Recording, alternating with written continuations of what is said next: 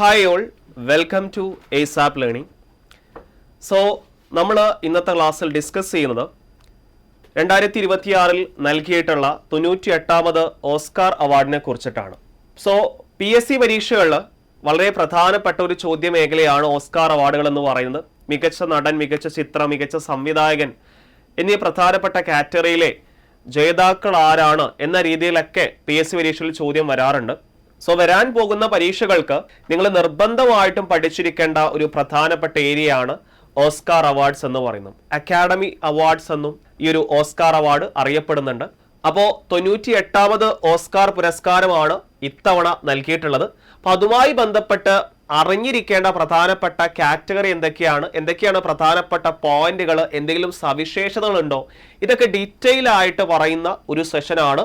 So current affairs വളരെ സെറ്റായിട്ട് പഠിക്കണം എന്നുണ്ടെങ്കിൽ തീർച്ചയായിട്ടും ASAP ലേണിംഗിലൂടെ നൽകുന്ന ക്ലാസ്സിൽ കൃത്യമായിട്ട് നിങ്ങൾ ഫോളോ ചെയ്യുകയാണെങ്കിൽ കറണ്ട് അഫയേഴ്സിന്റെ ഭാഗത്ത് നല്ലൊരു മാർക്ക് സ്കോർ ചെയ്യാൻ സാധിക്കും.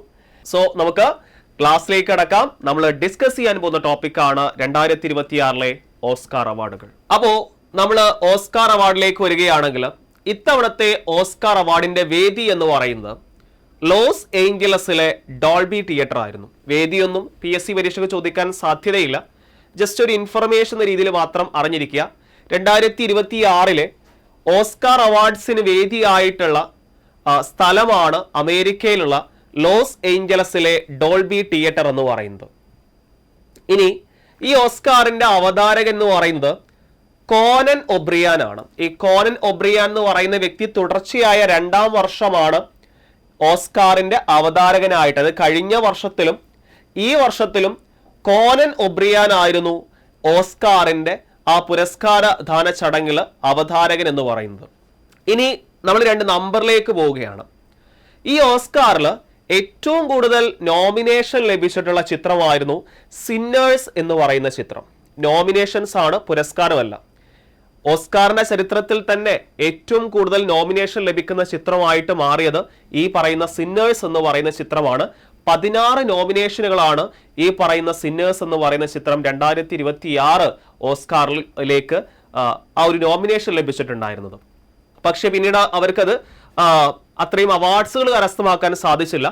ഏറ്റവും കൂടുതൽ അവാർഡുകൾ ഈ ഒരു ഓസ്കാറിൽ നേടിയിട്ടുള്ള ചിത്രമാണ് വൺ ബാറ്റിൽ ആഫ്റ്റർ അനദർ എന്ന് പറയുന്ന ചിത്രം. 6 പുരസ്കാരങ്ങളാണ് ഈ ചിത്രം സ്വന്തമാക്കിയത്. അപ്പോൾ 16 നോമിനേഷൻസ് ദ സിന്നേഴ്സ് എന്ന് പറയുന്ന ചിത്രം സ്വന്തമാക്കിയിരുന്നെങ്കിലും ഏറ്റവും കൂടുതൽ ഈ ഒരു ഓസ്കാർ ചടങ്ങിൽ ഏറ്റവും കൂടുതൽ പുരസ്കാരം നേടിയിട്ടുള്ള ചിത്രമാണ് വൺ ബാറ്റിൽ ആഫ്റ്റർ അനദർ എന്ന് പറയുന്ന 6 പുരസ്കാരങ്ങൾ നേടിയിട്ടുള്ള ചിത്രം. അപ്പോൾ മികച്ച ചിത്രം, മികച്ച സംവിധായകൻ, മികച്ച സഹനടൻ, മികച്ച കാസ്റ്റിംഗ് തുടങ്ങിയ പ്രധാനപ്പെട്ട മേഖലയിലെല്ലാം നമ്മുടെ വൺ ബാറ്റിൽ ആഫ്റ്റർ അനദർ എന്ന് പറയുന്ന ചിത്രം പുരസ്കാരം സ്വന്തമാക്കിയിട്ടുണ്ട്. അപ്പൊ ഡീറ്റെയിൽ ആയിട്ട് നമുക്ക് നോക്കാം. സോ ആദ്യം പറയുന്ന കാറ്റഗറി മികച്ച ചിത്രമാണ്. അപ്പോൾ മികച്ച ചിത്രത്തിൽ അവാർഡ് ലഭിച്ചത് വൺ ബാറ്റിൽ ആഫ്റ്റർ അനദർ എന്ന് പറയുന്ന ചിത്രത്തിനാണ്. അതിന്റെ സംവിധായകന്റെ പേരാണ് പോൾ തോമസ് ആൻഡേഴ്സൺ എന്ന് പറയുന്നത്. അപ്പൊ അദ്ദേഹം തന്നെയാണ് മികച്ച സംവിധായകനായിട്ടും തിരഞ്ഞെടുക്കപ്പെട്ടുള്ളത്. അപ്പൊ 98ാമത് ഓസ്കാറിൽ മികച്ച ചിത്രമായിട്ട് തിരഞ്ഞെടുക്കപ്പെട്ടത് വൺ ബാറ്റിൽ ആഫ്റ്റർ അനദർ എന്നാണ്. അതിന്റെ സംവിധായകന്റെ പേരാണ് പോൾ തോമസ് ആൻഡേഴ്സൺ എന്ന് പറയുന്നത്. ഈ സംവിധായകൻ തന്നെയാണ് 98ാമത് ഓസ്കാർ പുരസ്കാര ചടങ്ങിലെ ഏറ്റവും മികച്ച സംവിധായകൻ എന്ന് പറയുന്നത്. അപ്പോൾ മികച്ച ചിത്രം പോൾ തോമസ് ആൻഡേഴ്സന്റെ വൺ ബാറ്റിൽ ആഫ്റ്റർ അനദർ ആണ്. അദ്ദേഹം തന്നെയാണ് മികച്ച സംവിധായകനായിട്ടും സെലക്ട് ചെയ്യപ്പെട്ടിട്ടുള്ളത്. ഇനി മികച്ച നടൻ എന്ന് പറയുമ്പോൾ സിന്നേഴ്സ് എന്ന് പറയുന്ന ചിത്രത്തിലെ അഭിനയത്തിന് മൈക്കിൾ B. ജോർദൻ ആണ് മികച്ച നടനായിട്ട് സെലക്ട് ചെയ്യപ്പെട്ടിട്ടുള്ളത്. സോ മികച്ച നടൻ ആരാണ്?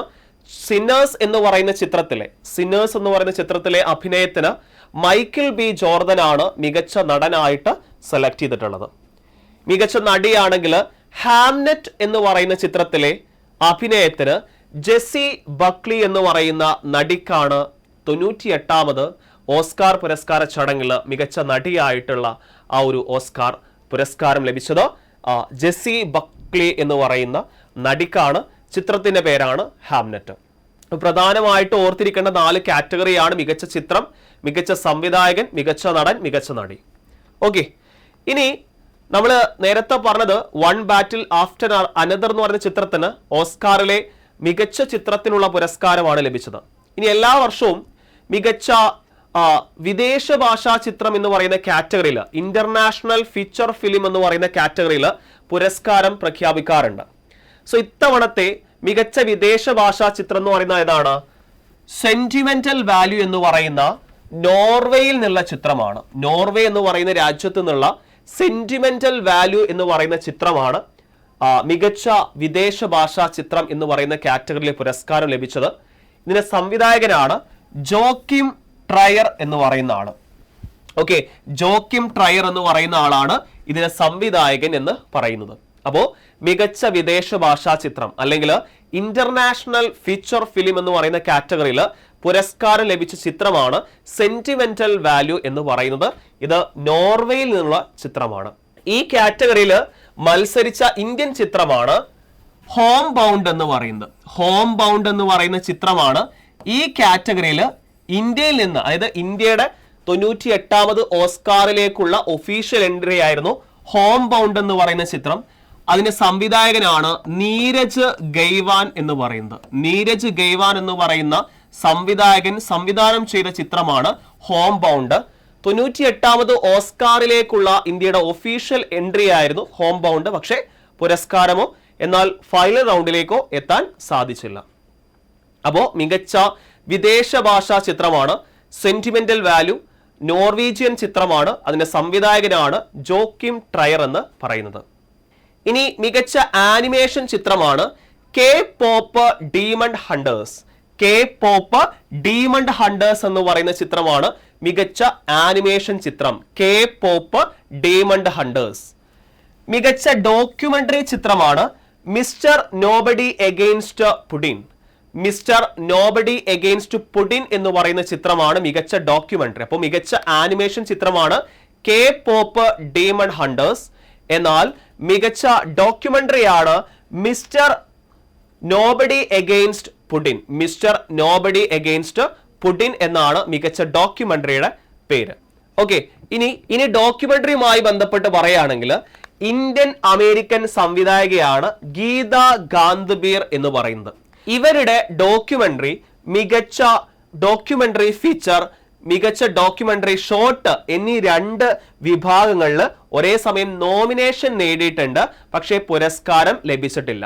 അപ്പോ ഗീത ഗാന്ധബീർ എന്ന് പറയുന്ന ഇന്ത്യൻ അമേരിക്കൻ സംവിധായകൻ എന്താണ് ഈ ഡോക്യുമെന്ററി ഫീച്ചർ, ഡോക്യുമെന്ററി ഷോർട്ട് എന്ന് പറയുന്ന 2 കാറ്റഗറിയിൽ നോമിനേഷൻ ലഭിച്ചു. എന്നാൽ പുരസ്കാരം നേടാനായില്ല. ഡോക്യുമെന്ററിയിൽ പുരസ്കാരം ലഭിച്ചത് ആർക്കാണ്? മിസ്റ്റർ നോബഡി എഗെയിൻസ്റ്റ് പുടിൻ എന്ന് പറയുന്ന ചിത്രത്തിനാണ് പുരസ്കാരം ലഭിച്ചത്.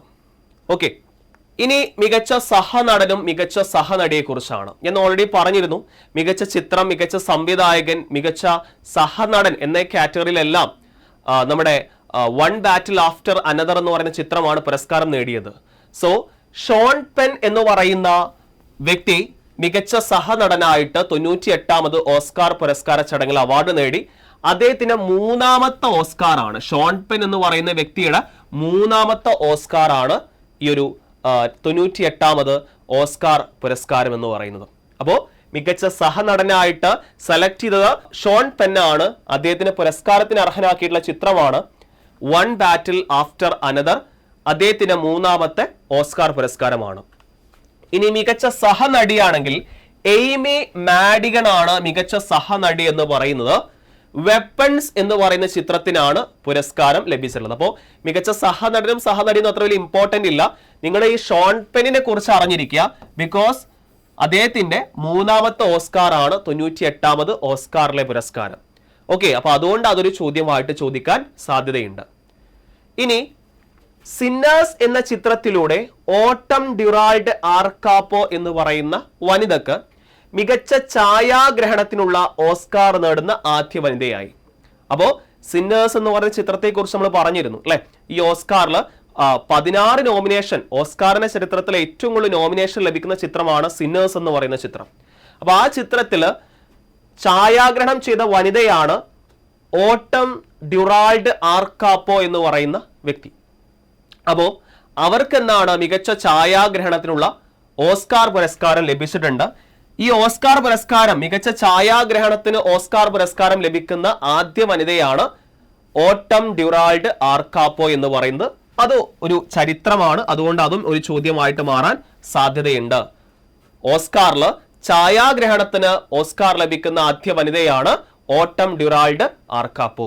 ഇനി നമ്മൾ പറഞ്ഞിരുന്നു കോനൻ ഒബ്രിയാൻ ആയിരുന്നു നമ്മുടെ ഓസ്കാർ പുരസ്കാര ചടങ്ങിലെ അവതാരകൻ എന്ന് പറയുന്നത്. എന്നാൽ ഓസ്കാർ പുരസ്കാര ചടങ്ങില് പ്രസന്ററായിട്ട് ഇന്ത്യൻ താരമായിട്ടുള്ള പ്രിയങ്ക ചോപ്രയും ഉണ്ടായിരുന്നു, ഒരു ഇന്ത്യൻ സാന്നിധ്യമായിരുന്നു. 2026 98ാമത് അക്കാഡമി അവാർഡ്സിൽ ഇന്ത്യൻ സാന്നിധ്യമായിരുന്നു പ്രിയങ്ക ചോപ്ര എന്ന് പറയുന്ന പ്രസന്റർ. ഓക്കെ, അപ്പോൾ അവർ ഇതിനു മുൻപും ഇങ്ങനെ പ്രസന്ററായിട്ട് വന്നിട്ടുണ്ട്. അപ്പോൾ 98ാമത് ഓസ്കാർ ചടങ്ങിലെ ഇന്ത്യൻ സാന്നിധ്യമായിരുന്നു പ്രിയങ്ക ചോപ്ര. അടുത്ത മറ്റൊരു പ്രധാനപ്പെട്ട റെക്കോർഡാണ്, ഇത്തവണ ആദ്യമായിട്ട് പ്രഖ്യാപിച്ചൊരു പുരസ്കാരമായിരുന്നു മികച്ച കാസ്റ്റിങ്ങിനുള്ള പുരസ്കാരം. ഈ വർഷമാണ് ഈ ഒരു വിഭാഗത്തിൽ ആദ്യമായിട്ട് പുരസ്കാരം പ്രഖ്യാപിക്കുന്നത്. സോ ആ ഒരു അവാർഡ് നേടിയ ചിത്രമാണ് വൺ ബാറ്റിൽ ആഫ്റ്റർ അനദർ എന്ന് പറയുന്നത്. ഈ ഒരു പോയിന്റ് 2 ചോദ്യങ്ങൾ ചോദിക്കാം. ഒന്നാമത്തെ ചോദ്യം എന്ന് പറഞ്ഞു കഴിഞ്ഞാൽ 2026 98ാമത് ഓസ്കാർ പുരസ്കാര ചടങ്ങിൽ പുതുതായി ഉൾപ്പെടുത്തിയ അവാർഡ് ഏതാണെന്ന് ചോദിക്കാം. ഏതാണ്? മികച്ച കാസ്റ്റിങ്ങിനുള്ള പുരസ്കാരം. ഇനി അതല്ലെങ്കിൽ എന്ത് ചോദിക്കാം? മികച്ച കാസ്റ്റിങ്ങിനുള്ള പുരസ്കാരം ലഭിക്കുന്ന ചിത്രം ഏതാണ്? 98ാമത് ഓസ്കാറിൽ മികച്ച കാസ്റ്റിങ്ങിനുള്ള പുരസ്കാരം ലഭിക്കുന്ന ചിത്രം ഏതാണ് എന്ന രീതിയിൽ ഒരു ചോദ്യം ചോദിക്കാം. അതേതാണ്? അത് വൺ ബാറ്റിൽ ആഫ്റ്റർ അനദർ എന്ന് പറയുന്ന ചിത്രമാണ് ഈ ഓസ്കാറിൽ ഏറ്റവും കൂടുതൽ പുരസ്കാരം ലഭിക്കുന്ന ചിത്രം. 6 പുരസ്കാരങ്ങൾ. ഇനി മികച്ച ലൈവ് ആക്ഷൻ ഷോർട്ട് ഫിലിം എന്ന വിഭാഗത്തിൽ the singers, two people exchanging saliva എന്നീ ചിത്രങ്ങൾ എന്നാണ് പുരസ്കാരം പങ്കിട്ടതും 98ാമത് ഓസ്കാറിന്റെ ഒരു വിസ്മയമായിരുന്നു. ഓക്കെ, അപ്പോൾ മികച്ച ലൈവ് ആക്ഷൻ ഷോർട്ട് ഫിലിം വിഭാഗത്തിൽ ദ സിംഗേഴ്സ് അതുപോലെ ടു പീപ്പിൾ എക്സ്ചേഞ്ചിങ് സലൈവ എന്നീ 2 ചിത്രങ്ങൾ പുരസ്കാരം പങ്കിട്ടത് 98ാമത് ഓസ്കാർ പുരസ്കാരത്തിലെ മറ്റൊരു പ്രത്യേകതയായിരുന്നു.